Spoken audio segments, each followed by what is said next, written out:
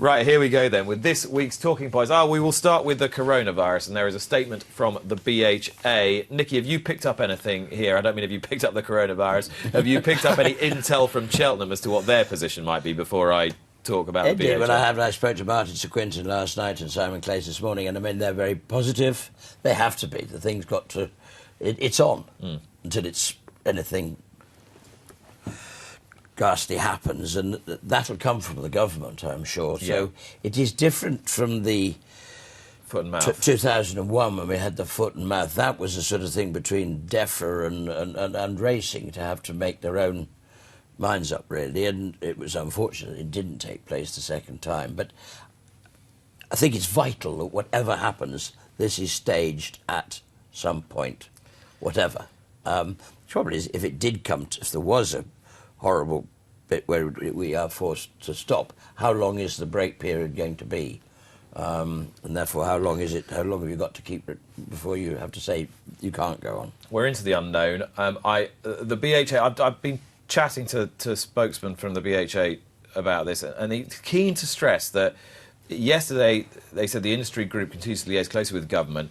And at present, racing continues as usual and the sport remains in agreement. There is no need to develop a policy regarding abandonment of any specific fixtures due to coronavirus at this time. And I think he's quite keen to stress that the key is at this stage. It's not as though the BHA are burying their head in the sand and saying, nothing to see here, move on. It's just a question about that every day they just have to take evolving advice from government. None of us know, do we? We can't control the uncontrollable. No, exactly. None of us know. And, you know, there's Italian football games have been cancelled this weekend. France, I think, down to 5,000. Yeah, and I think they're also keen to stress that these are indoor events rather than events. Yeah, which okay. makes a bit of a difference. Could you as you say, racing has got no say in it whatsoever. Yeah. It's going to be a government edict, or whichever way it goes. Apart from, I suppose, to make its case to government if there are gradations of outdoor gatherings or whatever, or different. Well, anyway, we were going to keep monitoring that for you.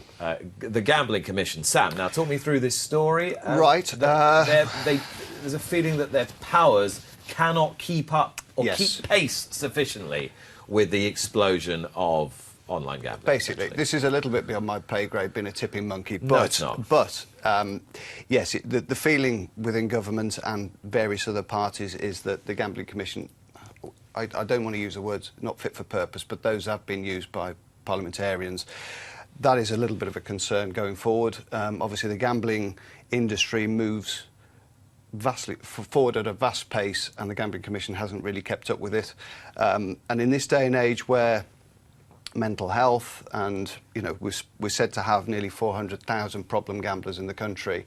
It's very, very important that these people are protected. Now, the Gambling Commission, yes, has a certain responsibility, but I certainly think that bookmakers surely must have a certain responsibility this day and age. It's an £11 billion industry, and I know they have their responsibilities to shareholders, etc., in their own companies, but in this day and age, self-regulation is very much a paramount issue within various spheres of racing, certainly welfare, etc. Yes. I think there's got to be a little bit more done from the bookmakers' angle. If you don't self-regulate robustly, then you will be regulated in a fashion that you don't fancy, and as we saw it last week with the welfare issues. Yeah, and we've seen with FOBTs, it has been like the Wild West out there for the last 10 or 15 years since the internet and phone betting. I mean, phone betting's gone through the roof in the last 3 years. It's doubled, I think, in revenue in the last 3 years, or doubled in size, which shows you, every time you go to a racecourse, people aren't necessarily having bets on the total with bookmakers. They're all on their phones or on their iPads or whatever they do, on their tablets, and that's how they get the bets on these days. Well, we will segue into the welfare issue now, because this is a bizarre and difficult to cope with story about a horse called the Tartan Spartan, who you might have heard of in his former incarnation. The horse was officially thought to be dead and is now running again. Yeah. Because an owner's picked him up through a third party, and the initial agreement was that the horse was euthanised, or the view was that he was euthanised, and there was a temporary injunction granted. Now that injunction's been lifted because the horse is okay to run. Now, I think, Nicky, the point here is, with the new welfare measures that are being put forward by the independent welfare board that we were talking about last week, the Horse Welfare Board, such an incident wouldn't be able to happen in this country in the future. because you'd be able to track the horse all the way through his life. I think it's a very good way of. I mean, it is important that one can, because you just, one might sell them or find them homes, but you then have no control over how it gets passed on the next time and the next time. And to be fair, not many years ago, what we used to do if we were giving off a horse was being given away to go and do another career, we would keep the passport. Yeah. And so nobody could, and we'd always say, listen, give it, if it's not working, we'll take him back. Now so you've always got control. The horse can't go anywhere. Well, they can't sell it, they can't go abroad with it. It can't go abroad and it can't run. No. Because they haven't got a passport. And we have a non-running, we won't run it certificate, they sign a piece of paper, and we keep the passport, so it can't move. Now the passport has to go with the horse wherever the horse goes, so we then lose track of it, and that is where this has got to be tightened up so that there is, it can be traced to wherever it is going to go. And technology should be able to help with that in due course. It certainly should. I'm not sure how they do it, but I mean, I suppose you can't have a tracker. They're all they've got their chips, so they're identifiable. It'll take some doing, but it would be a great help, and it's important. Well, one day it might be GPS chips, and we'd be able to track every horse everywhere. That's actually pretty terrifying. Right, now this is going back to the Mike Smith issue, the whip disqualification. AP McCoy has mentioned it this week, so all these strands tie in nicely. You just disqualify horses if you go one over on the whip, and it was suggested by the Independent Horse Welfare Board, or the Horse Welfare Board independently chaired, to the BHA, that in their new review it's something that they should definitely look at, a disqualification if a whip rule is breached. Is it something you'd be in favour of? I personally would prefer not to have disqualification, but as they found in that report, which was I can't say I read all 137 pages because I really is not very good, but it was very good. And the whip, it's still got to be resolved, and obviously from here they're going to have to discuss the subject. I see what AP is saying. It's probably the only way you get a fight where the rules will be obeyed if you do disqualify the horse. But I've got to say I'm not madly in favour of that, but a lot of people are, and they see it as probably the only way you're going to absolutely exterminate the whip as a problem. The number, I think, is probably about right at the moment, but obviously there are incidents when people go way over the top, and that's got to be stamped. Yeah, I mean, they tried to stamp it last night in Saudi Arabia. It's a mixed message again, though, isn't it, Nick? Is the groupthink moving, Sam? Is racing's groupthink moving towards this? Listening to AP last night. I think so, yeah. You get major names in the sport that Yeah. are coming out and willing to put their head above the parapet and say these things. But, I mean, like I say, it's a mixed message again. The pro-cush, as Yatesy would love to call it, is not supposed to harm or hurt horses. And yet we are very much centring on a number again, as being, the pivotal problem with using the pro-cush. We talked earlier on about the paucity of good horses in the north of England and in Scotland. Well, you can add York Hill to the list of horses that will now be trained, either in the north or in Scotland, because York Hill has gone to Sandy Thompson to be revivified in the ownership of a close friend of owner Graham Wiley. Wow. I mean, I don't know quite what they do with him. Put him into therapy, I'm not sure, but this is a big task for Sandy Thompson, isn't it? It is, but these sort of challenges are always good fun. He's a very, very talented horse, and changes can bring about revivals, and yes, but I'm sure he'll relish the challenge. If he came to you, what would you do with him? So if you've got a horse like that, straight into the yard, what do you do straight away, first week?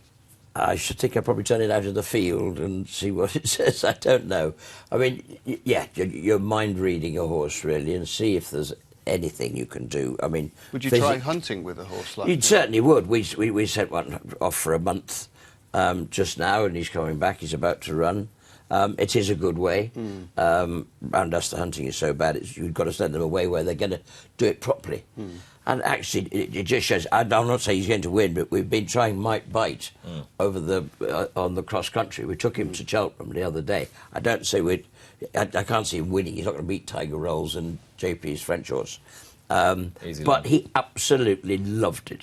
Did he? And you'd have thought he would have melted with fright. And he was brilliant. And it's just something that sort of seems to have really sparked him up. And he was great. And I was watching York Hill's victory in the novice hurdle Yeah. at Cheltenham the other day, and my God, he was good. He was. When he was good. He was, four-time Grade 1 winner, isn't he? Yeah. I think they're going to aim him at the Ayr meeting. I think the Scottish Champion Hurdle meeting. 2.5 mile race round there for him. Should be perfect, really. You've got that running rail as well, haven't you? Which might help. And it's just intriguing. It's just intriguing to see how he'll get on and how somebody else might do with him. Right, where are we going next? Sean Bowen, who is out for the Cheltenham Festival with a collarbone break. It's a wretched time of the year to break a collarbone, but this is a talented rider, as is his brother who rides for Uni. Yeah, absolutely, both of them exceptional. Some feel that James might go above Sean, but you watch Sean ride. I mean, he's just a right shape for a rider, isn't he? You see Tom Marquand on the flat, and Sean Bowen is just very tidy, strong, very clever tactically, and it's just a dreadful shame that he's going to miss Cheltenham, because I thought he delivered one of the rides of the season just over Christmas time on Just a Sting, where he just got up in the closing stages, did his best just to squeeze and cajole and push and just get Just a Sting there on the line, and then obviously that horse has contributed him, missing out the first in the old Racing Post chase, or the Betway handicap now. And that's contributed to him missing Cheltenham, which is dreadful shame. Very bad luck, isn't it? Yeah, and as you said, you have James Bowen riding for you as well, and he's still they're both incredibly young.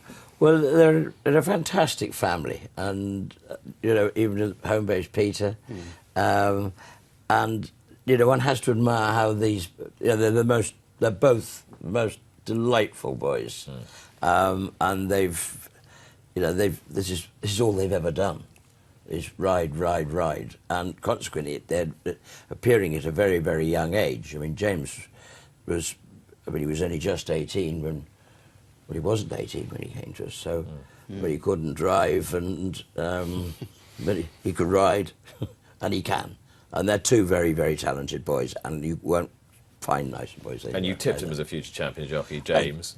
Sean has been tipped as a future champion as well. Do you think they will? Well, they've got so much time on their side as well, and they've got a lot of band of supporters, and they're more than ourselves.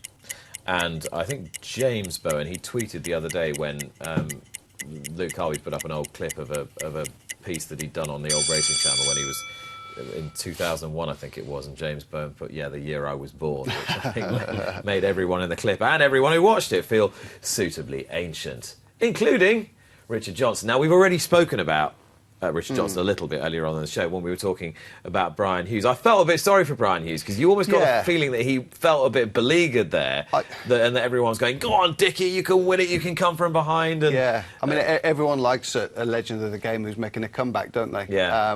Well, as Ruby Walsh said about old horses. Yeah, exactly, and that was probably under So's failing, was the fact that he was always there virtually at every gig, so nobody had time to miss him.